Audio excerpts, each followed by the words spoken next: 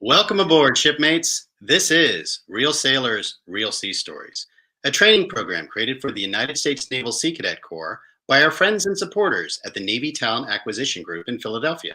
I'm your host, Warrant Officer David Sheets of the Naval Sea Cadet Corps, and I'm joined by our Navy support crew of MC-1 Quinlan, who's our PAO, STG-1 Lewison, who is our Technical Support Director, and then also from the Naval Sea Cadet Corps, we have our Talent Scout, Ensign DePipio. So today's topic, we're going to learn all about being a public affairs officer of the Navy. So this is how Navy tells a story. It's fantastic. And cadets, I know you're really going to enjoy it. Okay. We'll also learn a little bit about effective use of social media and how to get the brand out there in a responsible and effective way in order for you to have a presence moving forward. Okay. Our guest today is Lieutenant Commander Teresa Carpenter from the Joint Enabling Capabilities Command. Okay, just moved there, is down in Norfolk, Virginia. So we'll talk to her in a few seconds here. So cadets, I want to remind you, all right, this is an interactive presentation. So when you have questions, and I 100% hope that you do, put them in the comment section, and we'll get them answered as our presentation goes along. At the same time, for those of you who are watching on the recorded view, put your questions in the comment area. We will get back to you with any questions that you have after the live stream. No problem. Finally, you know that there's an online quiz. You know it's coming. So as soon as we go with the online live presentation, we'll give you the link, right? Take that quiz, get the satisfaction of reinforcing what you learned today, and get 2 hours. That's right, 2 hours of virtual book credit. Quite a deal. So anyway, without any further delay, Lieutenant Commander Carpenter, this ship is all yours. Thank you so much, David. Appreciate the warm welcome and the introduction. Hello, everybody. As David said, my name is Lieutenant Commander Teresa Carpenter. I am a Navy Public Affairs Officer, and it is quite an honor to talk to you guys today. The Navy Sea Cadets is an amazing organization, and I thank you for your interest in joining the Navy. And we'll talk about this today, there's so much opportunity for all of you with a life of naval service. So I'm gonna go ahead and I'm gonna share my screen, and I'm gonna pull up a slideshow that has a little bit of information about me and about the Navy. And we'll just kind of go from there.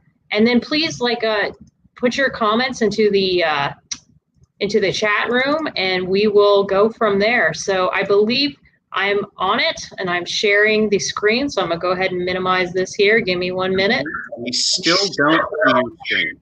You don't see the screen. Okay. Do you see it now? And at the same time, I'm getting some background audio. Come on, cadets, you know. We're live. This is the way it works. One of us has our volume up on some device. Okay. So we've turned off the sound, any kind of sound here. Okay. And then it says here that StreamYard is sharing my screen and my audio. Right. So do you see my screen, David? I do not. Okay. Do you see it now? Now I do. Nice. So you see it? Fantastic. Awesome. We're there. Now. Okay. So as I said, Lieutenant Commander Teresa Carpenter, you'll see that there's those 4 initials after my name. That is an accreditation in public relations with a military emphasis. So one of the great things about being a Navy PAO is that you have amazing opportunities to develop and harness your craft and really apply a strategic framework to what you do. So that's what the APR+M is. So I just want to give a plug for the APR. So a little bit about me. I am from Columbus, Ohio, so I am a Buckeye. So I hope I'm not offending any Michigan fans out there. Although I went to Penn State, so I'll try to keep that to myself. I've been in the Navy for 24 years. So I joined the Navy in April of 1996. I'm a prior enlisted aviation electrician's mate. And I'm just going to be real with you guys. I joined the Navy to get out of my hometown. I didn't know anybody in the military. It wasn't this lifelong dream of mine to serve my country. It was, I want to travel. I was working a string of dead-end jobs. I was working at, oh my God, I had like 8 jobs. I worked at McDonald's, 8, not all together at the same time, but I worked at Victoria's Secret Catalog. I worked at McDonald's. I worked at bus tables. I worked at Burlington Coat Factory. So any kind of, entry-level job, I've done it. And so I got to a point where I just felt like I wasn't going anywhere, and I had moved out of my mom and dad's home, and I didn't have a way to support myself. So I started going into debt, making some bad decisions, and the Navy just seemed like a great opportunity to do something different and to learn and to travel. And so that was really what went behind the decision to go Navy. And so did you look at any Navy services, or was it just Navy all the way? It really came down to Navy because I had a roommate that was in the Marine Corps, and I thought the Marine Corps and the Army just seemed too intense. But then with the Navy, you're on the water and there's beaches. And I mean, it wasn't like this very strategic decision or anything. Right. But yeah, I did have a roommate that was in the Marine Corps Reserves at the time. And so he talked to me a little bit about it. And ironically, the guy that I was dating at the time thought it was like the best idea ever. And so I was like, yeah, I'm sold. I don't have anything really keeping me here. And this might be an amazing opportunity to make some money, learn a new skill. And that was it. So the best thing about my job, and we'll go into this a little bit, but I've had 3 duties in the Navy. I haven't always been a public affairs officer. So the diversity of assignments and skill sets I gain is probably the best part of being a public affairs officer, or just having served in the Navy for so long and been in really 3 different communities, starting with the aviation community, then the surface Navy community, and then now in the public affairs community. And then my top Navy memory, and David, feel free to cut me off, ask questions as we go through this, as you're doing. My top Navy memory is the homecoming on USS Nimitz. That's actually a picture of me when I was assigned on USS Nimitz. I'm on the flight deck there with my big foul weather coat. And it was the homecoming. We had all kinds of family and friends on the flight deck. And I'll never forget, like, holding my phone and seeing all the welcome aboard banners and just hearing the families screaming, and just having that close coordination with the ship leadership, and then to see the first kiss, the first hug, and then all those pictures that I saw, I got to see on the front page of the Kitsap Sun the next day. It was just amazing, and it's just such a neat memory to see my husband after being separated for so many months. And oh God, I just can't say enough good things about it. So where did that take place? Was that in Washington State? Mm-hmm. Up in Bremerton, Washington. And okay. And we were in the shipyard at the time. So we actually went right into dry dock, and they pulled out all the stops to still give us a proper homecoming. Even though in dry dock there, as you may learn, there's a lot of security procedures, and a lot of times they don't allow cameras, and you're not allowed to have a lot of people in there. And and they worked with us to give us a good homecoming. So yeah, so it was very memorable. It's probably, like I say, it's the top Navy memory I have. Previous assignments, as I said before, I was an aviation electrician's mate, so I fixed avionics systems for the S-3B Viking aircraft. It's an anti-submarine warfare platform.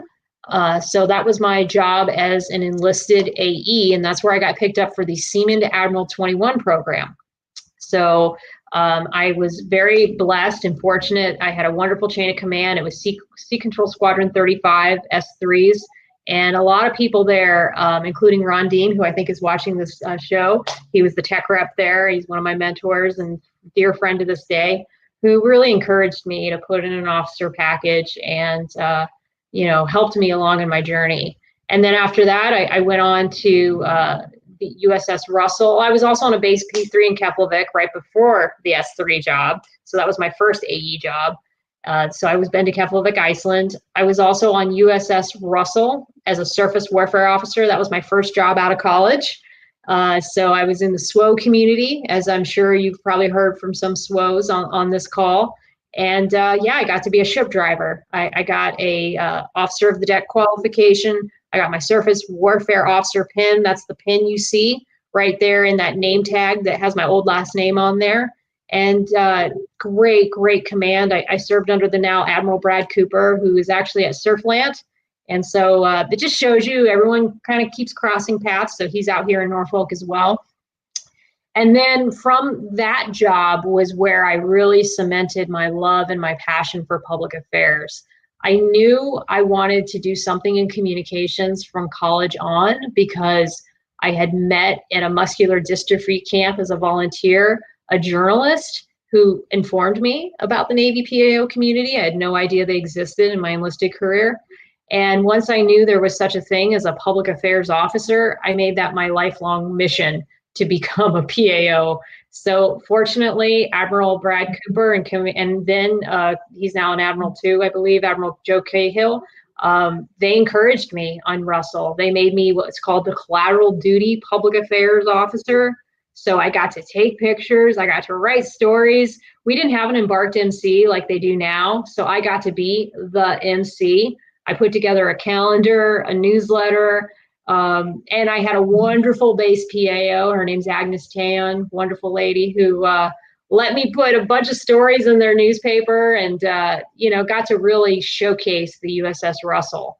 And that's where I got selected for public affairs, was while I was still assigned to Russell, but then TAD to PAC Fleet as the Comrel director because Admiral Brad Cooper let me go to PAC Fleet. So long story short, I don't want to go through every single one of these, but I'm a PAO now. That's how I became a PAO. From there, I did some joint tours. I went to PACOM.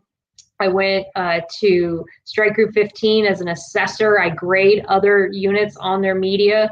And then, of course, I was also on Nimitz, and I've done an amphib tour. So I've done amphib public affairs as well as a Fibron PAO. So most of my tours were very operational. I always say that I'm kind of at the tip of the spear, and I absolutely love it. It's the best place to be, in my opinion. It's where the action happens. So it's been an amazing ride throughout my tours. Well, that's incredibly impressive.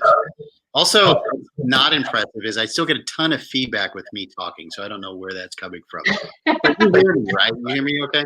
I hear you okay. Just fine, David. Okay, all right. So anyway, the one thing that our cadets are looking at is what's next, what to do in their lives as they're getting into high school, graduating high school. There's a standard path that a lot of young people look at, and there's and that's totally fine, right? Graduate high school, go to college, get a job, that thing, right? Mm-hmm. Or some are looking at graduate high school, go into the military, and move forward with that, right? But one of the things you talked about, which none of our speakers have actually given any details with, is that Seaman Admiral program. Mm-hmm. Where it's kind of a blend with that, because when you're interested in pursuing educational opportunities, but you're also in the Navy, right? Mm-hmm. Like a fantastic. So can you elaborate on that just a little bit more so our cadets get an idea of what that's all about? I sure can. So when I was a E4 at VS-35, the Sea Control Squadron, people started to approach me about going officer. And so I started looking into the different programs that you can do as an officer, because I had simply enlisted, to get out of my hometown, and it wasn't something in the cards. In fact, when they first came and tried to talk to me about it, I was kind of like, oh, okay, yeah, I don't think I'm the kind of person that would ever become an officer. Like, I just didn't see it. Like, I would see my pilots and my NFOs, and I'd be like, they're like gods to me, like it just wasn't something that I could see myself doing.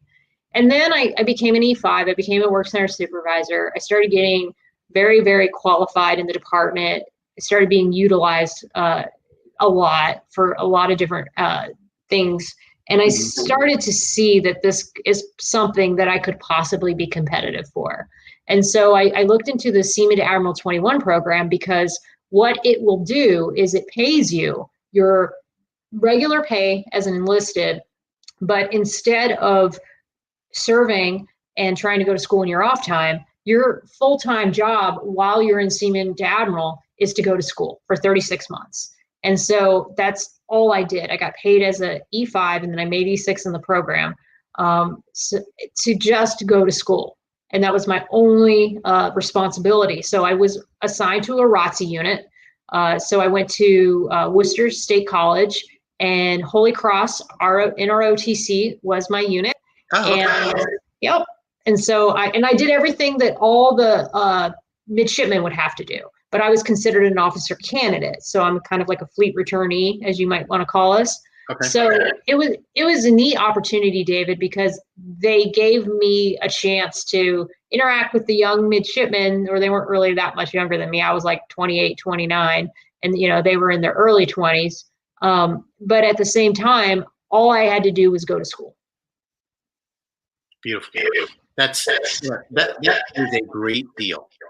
Absolutely. I mean, the fact that the military will give people that opportunity. Now, the biggest thing to check is is to see who State 21 is selecting for which communities and how many people they pick up. I'm all about the numbers. So before you decide that you want to do a program, find out from the previous year how many people applied, how many people got picked up. Just like you would for your ratings exams, like you always want to know what percentile a certain rating is. When you decide on your rating, figure out which ones have a good opportunity for advancement and which ones are just locked up.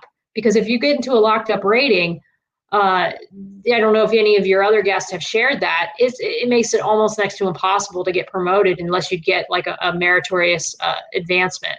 And the same thing goes for your officer programs. Make sure you look into an officer program that has a good chance of you being selected, or you have to study that before you decide which program you want to go into. Excellent.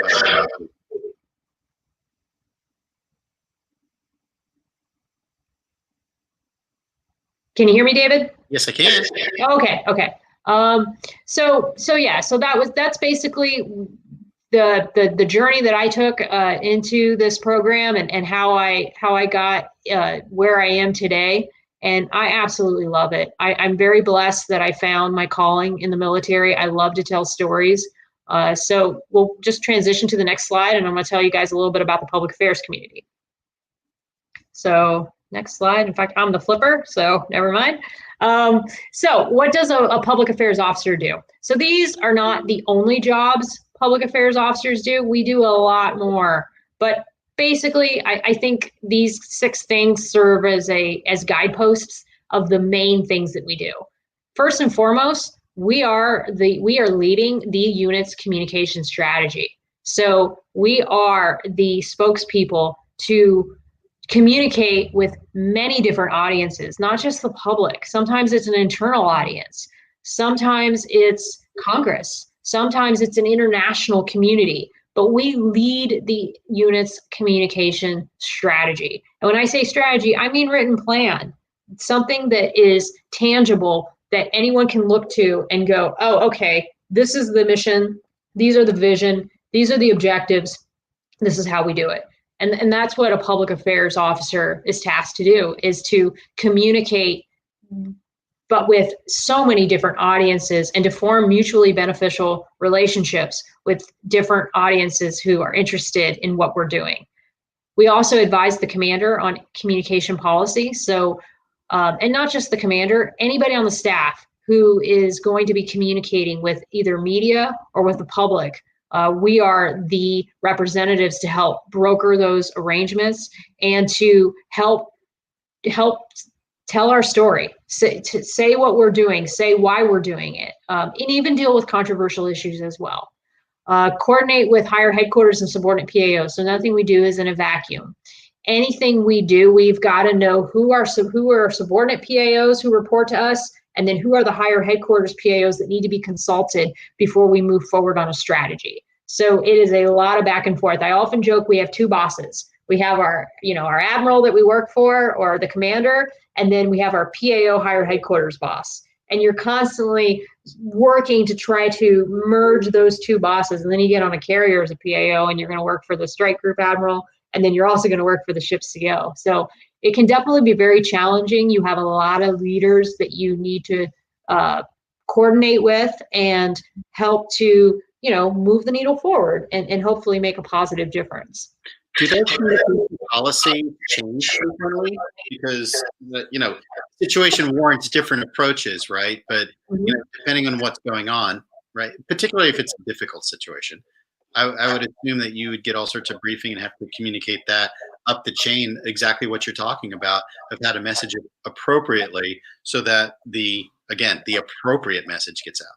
Absolutely. So what we have is we have standardized formats. It's called Public Affairs Guidance, and then we also have what's called an RTQ, Response to Query. So, or a briefing card. Some people call it a briefing card, but basically it's a one pager that has like the 5 W's, and then we'll have some messaging about how we want to explain certain things. Because as you know, things are very nuanced. So if the military makes a policy decision, let's say in regards to COVID, about not going to bars and restaurants. I'm just using that as an example. Well, we need to be able to explain to sailors why that's important, and in a way that they can understand, and that they can that they'll move forward on, and it won't cause a lot of controversy. And it can be very difficult. NPC definitely has their hands full with a lot of questions and a lot of concerns from sailors. But I think that's a good thing. I mean, that's where PAOs are really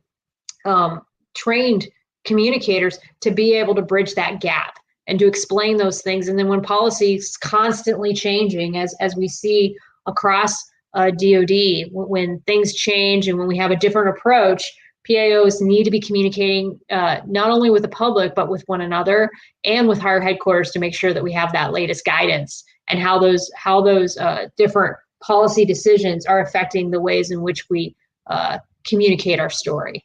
So that's definitely a big part of what we do. We also can serve as the command spokesperson. One of the things that you'll constantly see if you read a news article is you'll see fellow PAOs quoted answering certain queries and questions. I always feel it's better to put a SME on camera, that's a subject matter expert, to talk about a particular area or of expertise. That's preferable than me, because I'm just the talking head. I want to put my operator on camera to talk about something. But we can and will serve as command spokespeople, and we're always ready to just step up and explain what we're doing, why we're doing it, why it's important. Again, start with why. So what? That's always my kind of thing as I go into a media event. We also run on many of the ships and shore-based commands, staff commands, the media department or the public affairs team. So on a ship, you'll have a media department. On a staff, you'll typically have different sections. So you'll have a plan section, you'll have maybe a exercise section, you'll have a community relations section. So we have different departments or different areas. And then as I'm learning in the joint world, at a joint task force, you really do have a very formalized breakdown for a public affairs shop when you go in theater and you respond to a crisis event. So that is also the job of the PAO, is you're running the media department, which may have contractors, civilians, MCs. So you're reservist. So you're definitely getting the gamut of manning and headquarters experience and staff experience. And then lastly, we escort reporters and coordinate media availability. So a big part of what we do is making sure that we're coordinating with the media and working with them to amplify our message. Our people will put out media, but the media that comes from outside sources, what we, like non-owned media, earned media is what we call it, is definitely critical in validating our message and adding credibility to what it is we're saying. Okay. It's a lot. It is. So in this next clip, what I would like to do is kind of transition. So I said here, this is what a PAO does. And now what I'm going to do is I'm going to transition to my passion as a storyteller and how being a public affairs officer in my day-to-day job has translated into things that I'm passionate about and things that I do in my day-to-day off-duty life and kind of who I am as a person. And this is where I was telling you guys earlier, you can really take what you do in the Navy or any career field in the Navy, and if you love what you do, you can use that to amplify the messages and the things that you want to do in your own off-duty life. So I'm very involved in several nonprofit organizations.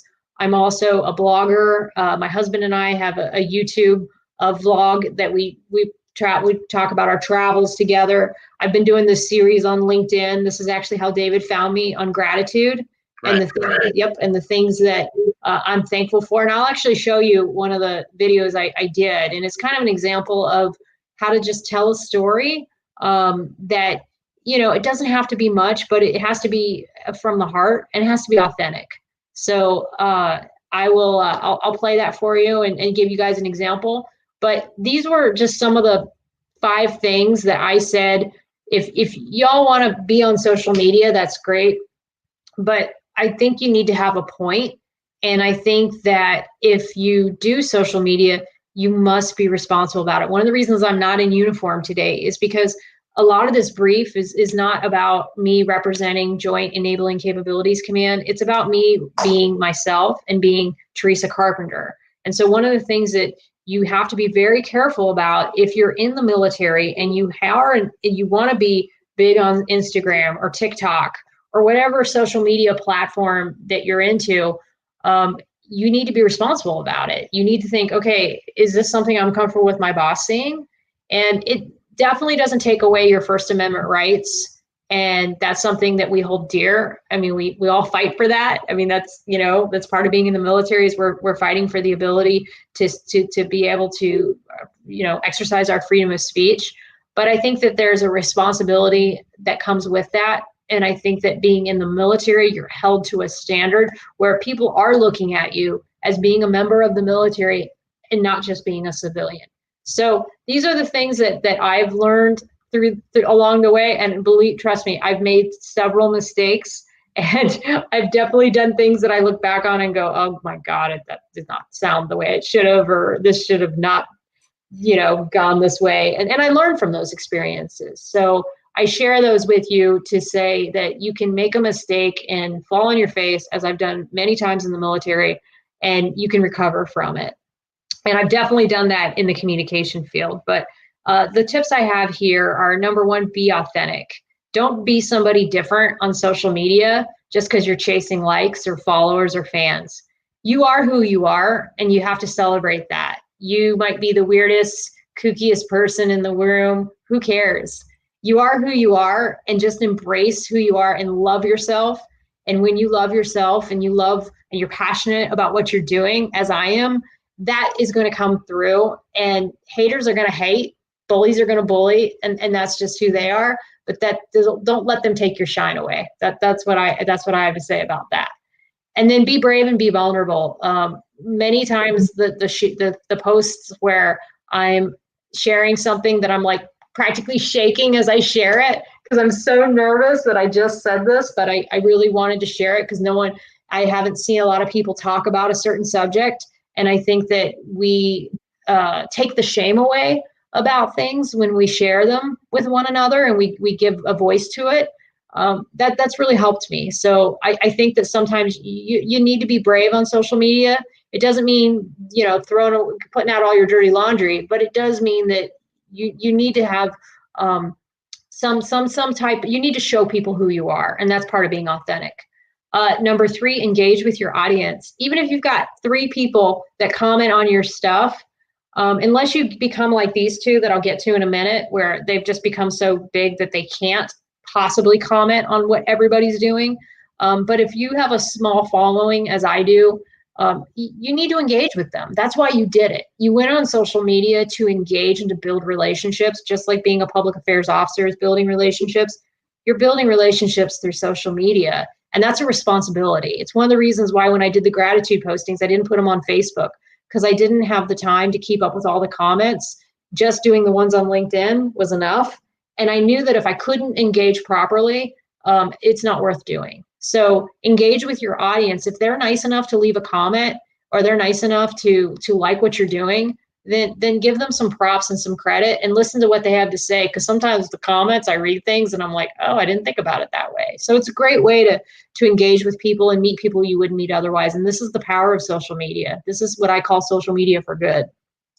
Number 4, do hard skills well. Learn how to do things that are not easy. So these 2 examples here, Casey Neistat and Matt Carriker, these are both guys that my husband over here, who's laying on the couch and watching his videos and doing whatever while I'm doing this this presentation. But these guys are amazing in the way that they tell a story. They are not my cup of tea exactly. One guy, Casey Neistat, is just an amazing filmmaker. He likes to do product reviews, but he's such an amazing storyteller. And he's not afraid to put out videos that aren't all that great sometimes either. I mean, I guess when you've got 12.2 million subscribers, you know, maybe you can afford to not always make amazing videos, but his content has a point.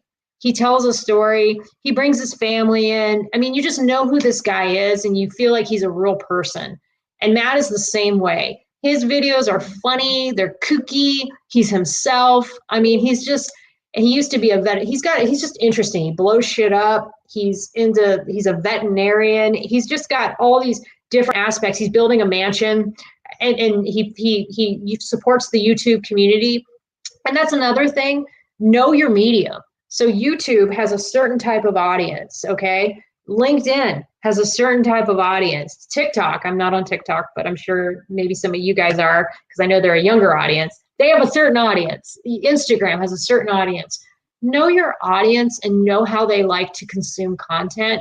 And that's how you are engaging. It's not just about you putting out one-way information. These two, Casey Neistat and Matt Creeker, they're just very good YouTubers. They know how to engage with an audience and they understand their audience very well. And they understand how to put together compelling stories that are funny and kind of strange, but they're interesting. And so I just think they're really good examples of good storytelling. And this goes back to doing hard skills well. You don't understand how to do these things well until you watch these kinds of guys and you're like, oh my God, those guys can really video edit. Or on Instagram, those people can really put together a real good graphic. That's amazing the way they were able to compose that picture on Instagram or whatever it is. Do your hard skills well and do the work to get better. Again, I said, don't chase your likes and your followers. It's not about that. That's not why you get on social media, is to build up a huge following. I mean, I know that's what some people do, but I don't feel that's why we ought to be doing social media. And then lastly, have fun. Some of your stuff isn't going to get super popular, but that's okay.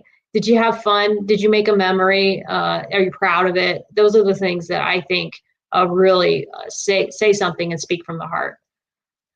So, and this is great, right? But at the same time, there's also a responsibility portion of this, right? Absolutely. So, you may not be aware of this, but I have two college age. Well, one just graduated, one's in college right now. And one of the things that the admission officers do right now, and the cadets keep this in mind, is they will scour through your social media profiles, right? Because you're representing, just like Commander Carpenter was talking about representing the Navy in their stories, you're representing you. And if you're going to a particular school, you're representing that school because they accepted you and you're that person, right? So you want to be responsible in regards to the content that you provide. So keep that in mind. It's something that you may think is kind of funny and you're throwing it out there. If it's degrading to someone or if it's incredibly negative, that's not the best you can be, right? And the moment it's out there, it's out there. So if you run for Supreme Court justice or anything like that, it'll be found, sadly. So keep that in mind. Things are far more permanent than you believe.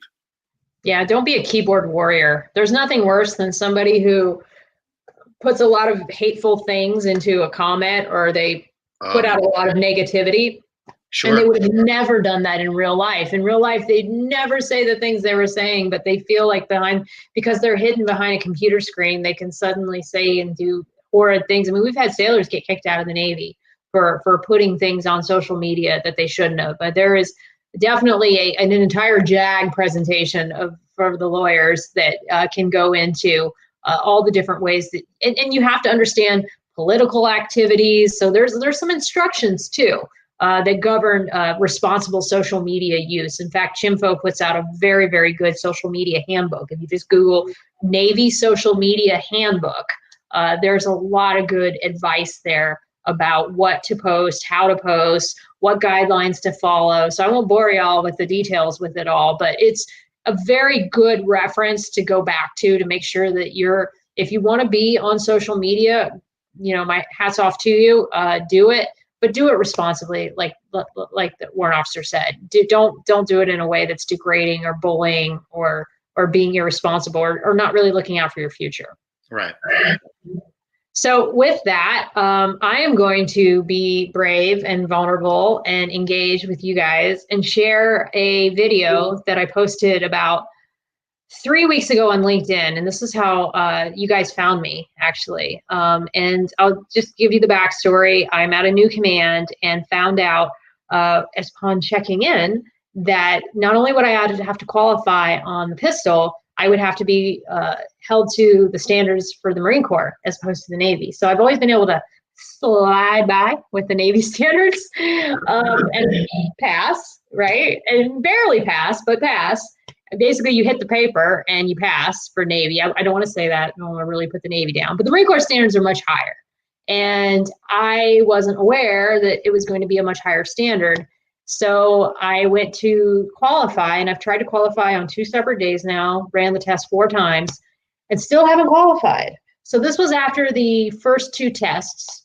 I got into my car outside the post office on base, and I was just feeling so defeated and sad and thought, I wonder if other people feel like this when something like this happens. So here was the video that I did right when this happened. So.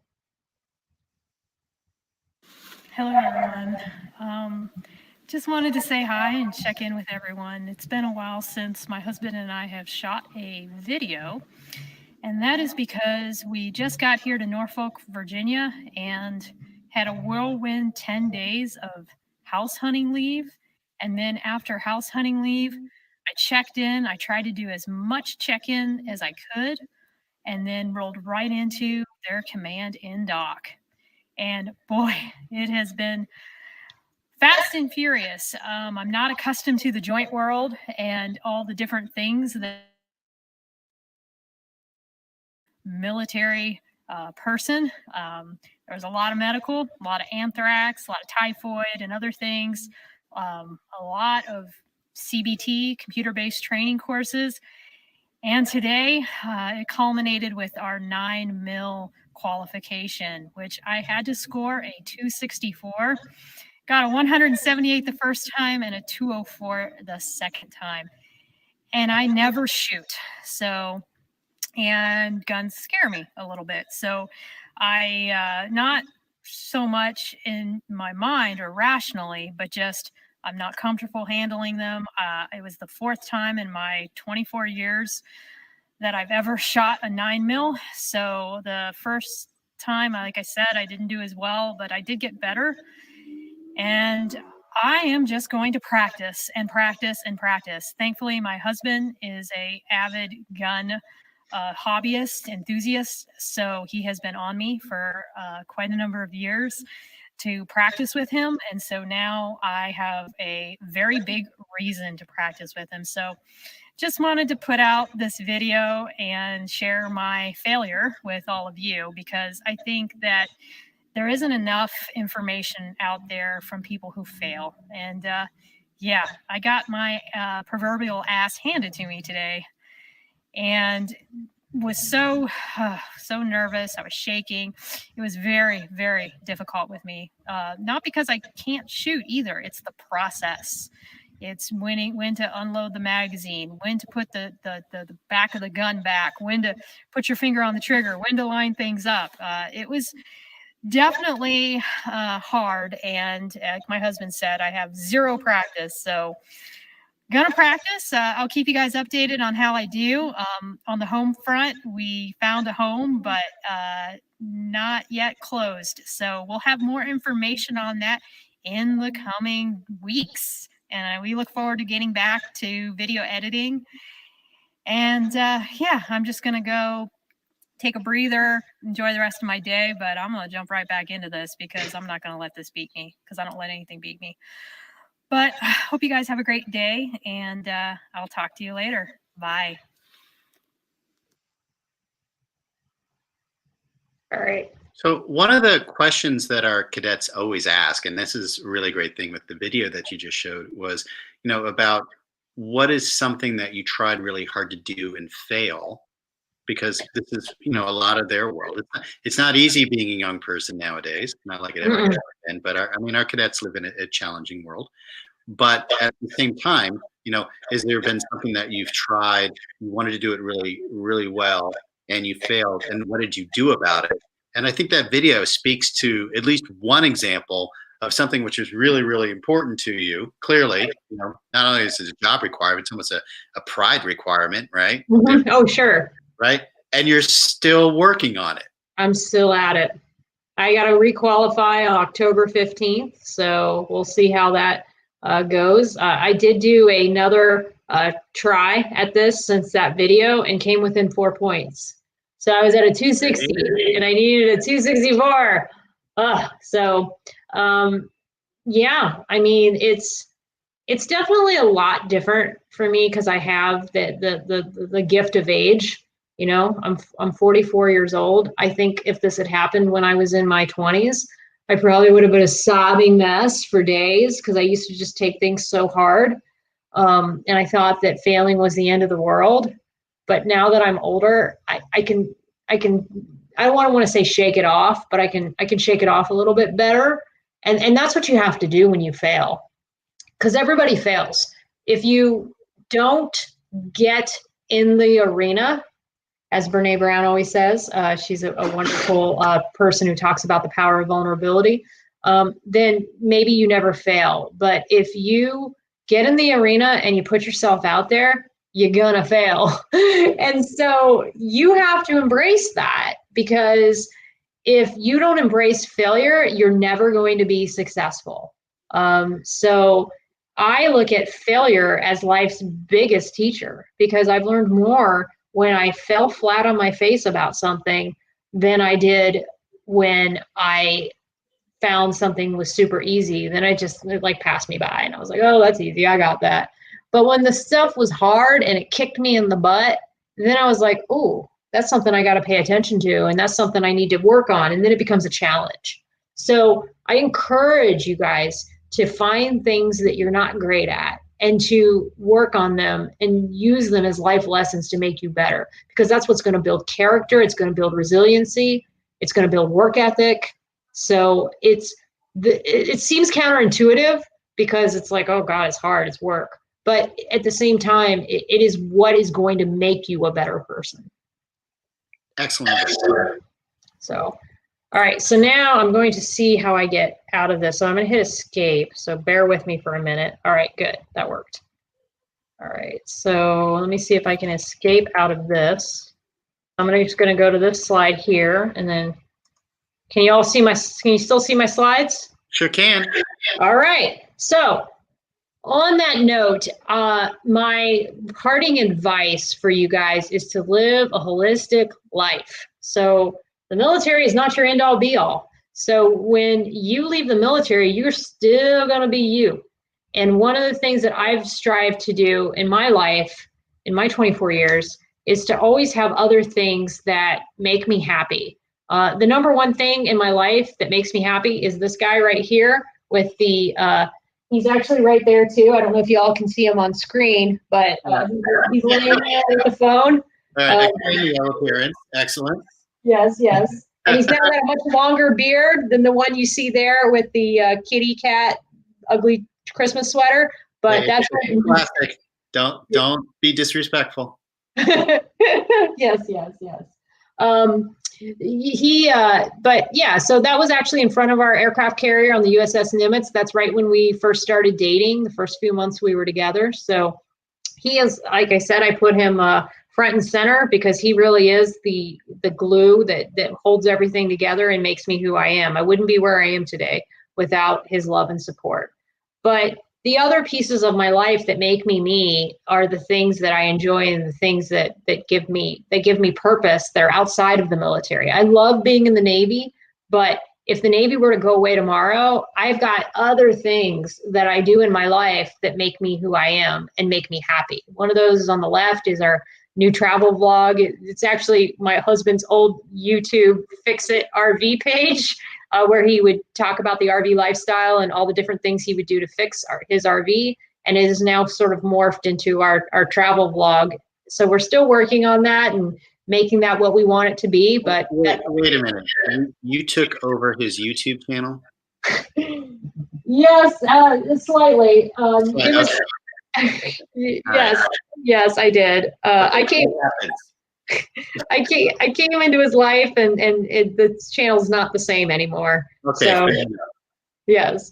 So if you go back to his older videos, it's mostly just fixing things around his RV, and that's what he was doing. He was filming things to help the community. Again, it was never about likes or views. It was about he knew how to fix something, and he wanted to share that with other people. And so, and when I met him, I had no idea that he was a vlogger. He didn't even tell me that for like 4 months. So here I am, a public affairs officer, and I don't even know that my husband knows how to video edit. But anyway, yes. So that's his YouTube page, and we're now doing videos together. Below the picture of him, that is me outside of a pet store. I was doing puppy mill advocacy. I've had to take a little bit of a step back on that to focus on my job and my gun qualification. But that is still something that I'm very passionate about, is animals and puppy mills. And so that is, we were in the state of California where we passed a AB 485, a state law that made it so that pet stores had to only offer shelter adoptions. And that was a pet store that was a little bit slow to comply with the law properly. So we were out there exercising, again, unofficially, off duty, our freedom of speech. And that is something that you can do even as a citizen. But again, you do it in uniform, and you do it off duty, out of uniform. To the upper right is a picture of me doing something with my accreditation. So again, if you love what you do, I feel it's your responsibility to pay it forward. And one of the ways that I pay it forward is through getting my accreditation in public relations, and it's APR. So that's me during a webinar for a call that we do to help inform others about a holistic and codified process for putting together strategic communications plans. So I love it. It's a great program. And if you're in the public affairs community, highly recommend you get your APR plus M. And then on the lower right, that is another labor of love. That is my blog. I don't post on it routinely. Maybe when I'm retired, I will. But it is my mechanism by which I come to insights about myself and about life, and I share it with other people and gain feedback and grow. And it's been a wonderful tool. I've only had it since 2014, but I'm able to look back at some of the old blogs and kind of cringe at some of the things I've written. But at the same time, I think it's a wonderful way to engage with others and share ideas. Again, none of the stuff I do online is about making money. I'm not sponsored by anybody. And I don't know if I ever will be, to be honest with you guys. I just love what I do, and I want to continue doing it with or without the Navy. Excellent. And then lastly, I just thought I'd end on a funny note. That is actually me in action. I'm not, like I said, I'm not one for like, oh, look at me. But it was just kind of funny with the hands. I thought it was, I was like, man, I wonder what I was saying at that moment. That was just so compelling that I felt like caption. Yes. So I just put, must be saying something good. To this day, I have no idea what I was telling those reporters. What it was is they put me on the spot. They had said that they wanted sailors to be outside, and for some reason, I don't know how it happened, but the coordination was that we didn't have the right sailors outside. So they said, oh, we'll just put you on camera. And I was completely unprepared to be on camera at that moment. So I don't even know what I was saying, but hopefully I was saying something good. So, well, yes. I'm thinking, do you see this boat behind me? What's wrong with you? Okay. Right. Yes. All right. So that's my brief. I'm going to hit stop sharing if that's okay. Certainly. All right. So now I'm going to stop sharing. I'll hit escape. Hopefully go back to you guys. All right. Okay, we're back. So some of the things that cadets historically like to know, and cadets, if you have more questions, please put them in the comments, because as we were going through your presentation, Commander, your a lot of your things are actually being covered for things which are historically interesting to them. So that's good. So when, back to that decision to, to go into the Navy in the first place, because that's kind of where they are right now, right? Okay. So what did you do anything in particular to get yourself, say, mentally prepared or physically prepared in order to be successful? Or was it, because at the beginning of your briefing, it's like, well, look, I just want to get out of Columbus, Yeah. right? But just knowing from what I just heard, you do everything with a plan. Okay. So what was your plan, or how did you prepare yourself? That's a great question. To be honest with you, the strategic plan was to not, I just couldn't see I was going nowhere. I mean, honestly, like I just didn't have something to look forward to anymore. And I knew that if I got out of my hometown and I could broaden my horizons, I would see more than what I was seeing. My vision at that moment was so myopic. I had gone to Catholic schools all my life, except for 1 year at a public high school. And I just felt like there had to be more, there was something I was missing. And my day-to-day was just getting to be so routine because I kept having to work. I couldn't afford to go to school. And all my friends were in college, and their parents had paid for their college. My parents were unable to pay for my school. And so while all my friends went away to college, I was just stuck working like 2-3 jobs, trying to make ends meet. And I was making very poor decisions with money and shopping and all these irresponsible habits that people have when they're 19. And the Navy just sounded different. The recruiters made it sound like there was going to be another future for me that wasn't go to bus tables every day or go to work at McDonald's or go to work at Burlington Coat Factory. Not that those jobs are bad. It was just, I didn't know what I wanted to do. And to be honest with you, David, I didn't even know that I was a writer. I didn't understand that I was a communicator back then. I just didn't even know myself well enough to know any of those things. And thank God those recruiters, they saw something in me. Because I remember when I first sat down with them, they were like, not sure where we want to put her. I could tell they were just totally unsure if I was suitable for military service. I mean, we haven't seen one like this before. What do we do? Yeah, like because they didn't understand why I was joining, where they could put me. And it wasn't until I had a heart-to-heart. I had a heart-to-heart with my chief at the recruiting office about what this would mean to me and why I wanted to come. And he walked out of it and goes, I'm sending her air crew. And that's what he did. He sent me as a aviation air crewman. And it was a shock to, I think, the rest of the recruiters. And I'll always be grateful for that chief that, listened to my story. And, I had some issues with my, my family, and I'd had some troubles with my friends, and, I had a lot of dumb drama going on. And I think that, being able to just talk to somebody about some of those things and have them have some faith in me made all the difference. Great.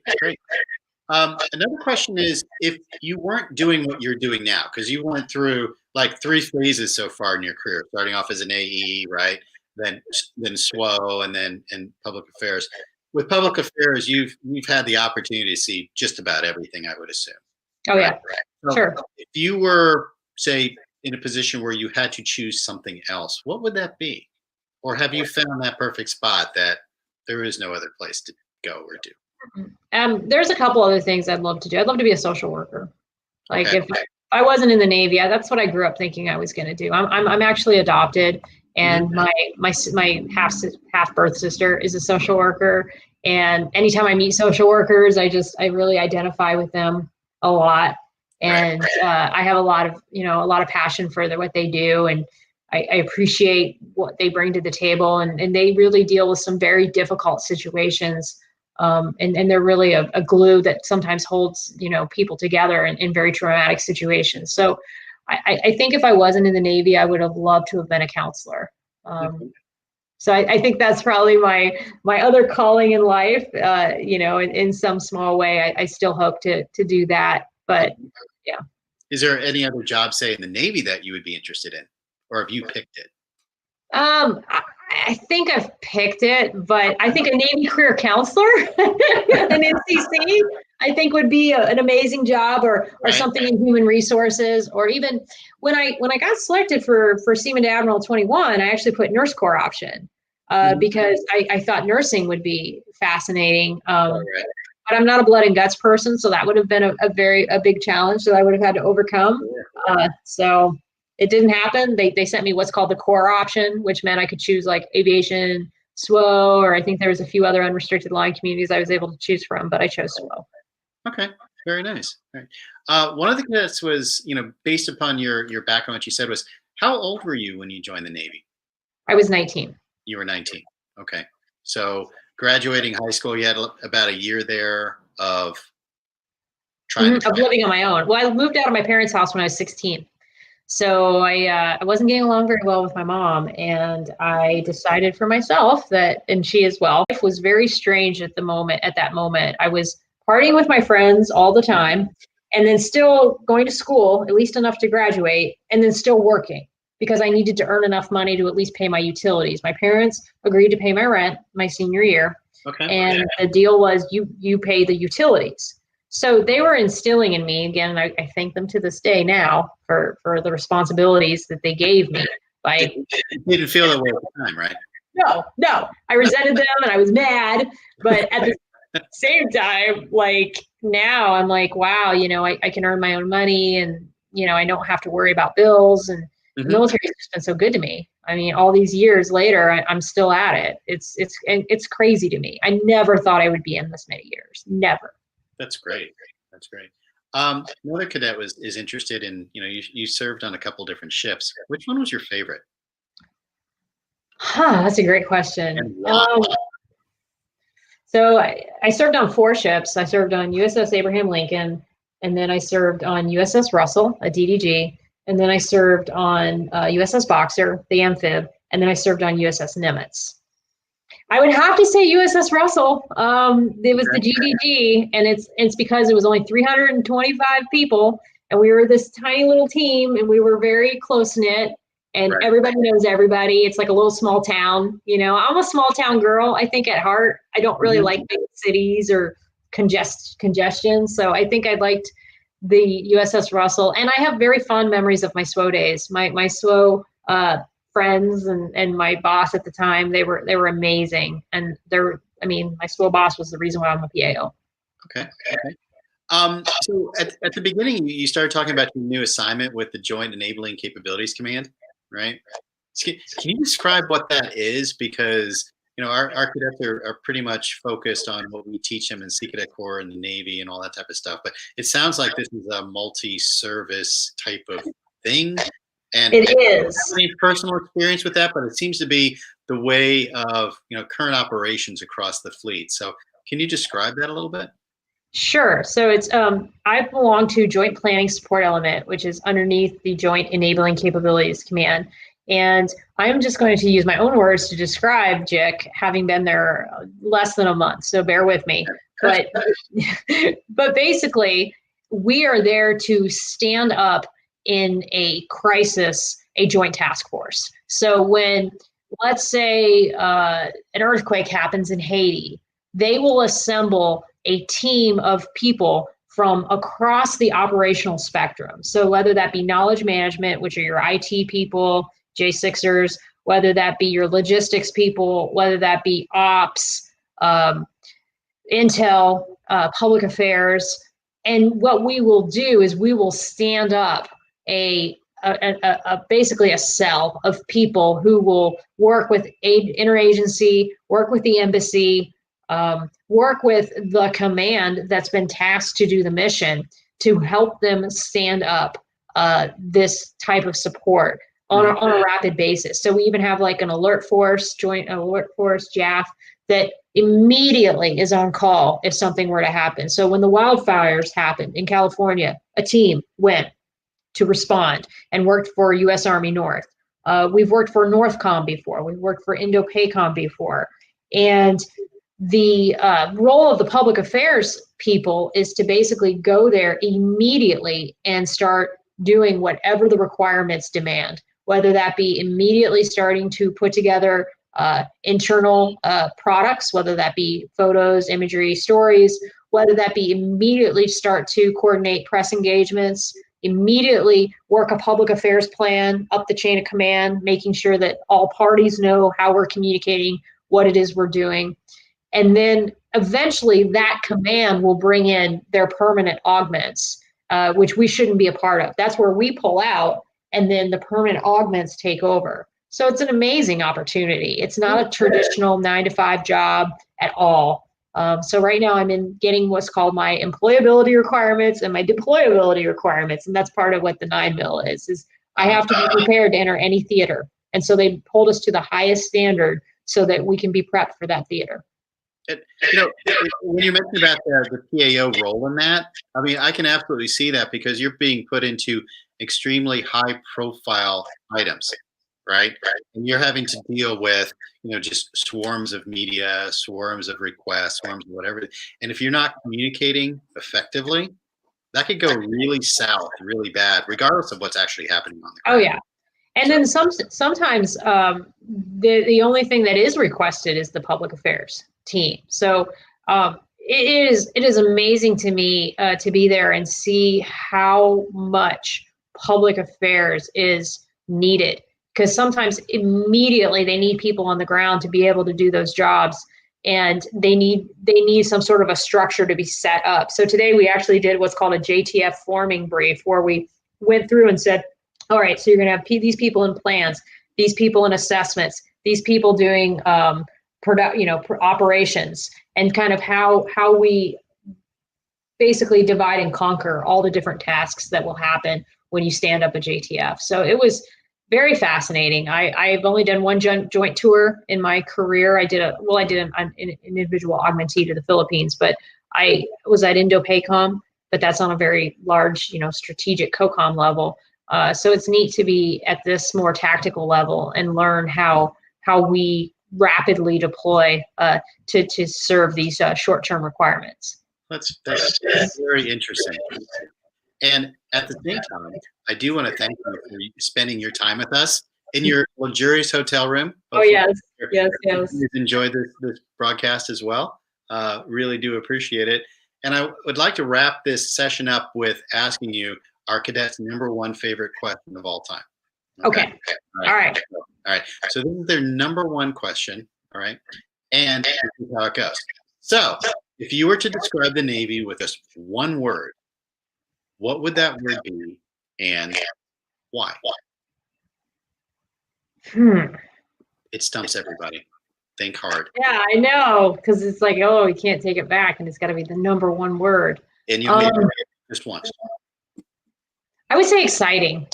Exciting. I mean, exciting. Yeah, it's because I never know what is around any corner. I could have never predicted I'd come here and have to shoot every day and get a range membership and buy a gun. Like it was not in the cards at the age of 44 that I was going to suddenly have to learn to shoot a pistol well. So it's exciting. Like it's every day. I just don't know what. Sometimes it's personnel issues. I mean, I could talk for hours. In another conversation about some of the different personalities I've had to deal with, and I've learned about myself in ways I've had to grow as an individual and really look at who I am and the way I'm interacting with other people. So it's absolutely, it's an exciting journey. I highly encourage people to join. You'll really learn a lot about yourself in the process. Well, fantastic. Excellent. Okay, that's a good one. You can keep that one. That's all right. Well, thank you. So, Commander Carpenter, thank you very much for spending time with us and giving your insight about being a public affairs officer in the Navy to the Sea Cadet Corps. Cadets, I certainly hope that you were able to, grab a lot out of this, because there was a lot of content coming out of this, right? So, think about all the things which are discussed today. Think about the opportunities. Think about the experiences we were talking about, and at the same time, think about the good and positive ways you can, bolster your image on social media if that's your thing, and the positive and right ways of doing it. Don't fall into those traps that really grab too many people, and sometimes that's unfortunate. So, cadets, make sure you take your time and just smash that like button a couple 100,000 times, because I'm sure Lieutenant Commander Carpenter really like it. We all know that MC1 really liked it. It makes her happy, put a smile on her face. It's great. So, show a little love there. At the same time, we will be posting the link to the online quiz, so you'll be seeing that in a few moments. Take it, get that 2 hours of virtual drill credit, and reinforce what you learned today. So it's great stuff. So on behalf of myself, Petty Officer Quinlan, STG-1 Lewison, Ensign DePippo, I want to thank you all for being part of our broadcast today, and we'll see you next time on Real Sailors, Real Sea Stories. Take care, everybody. Have a great evening.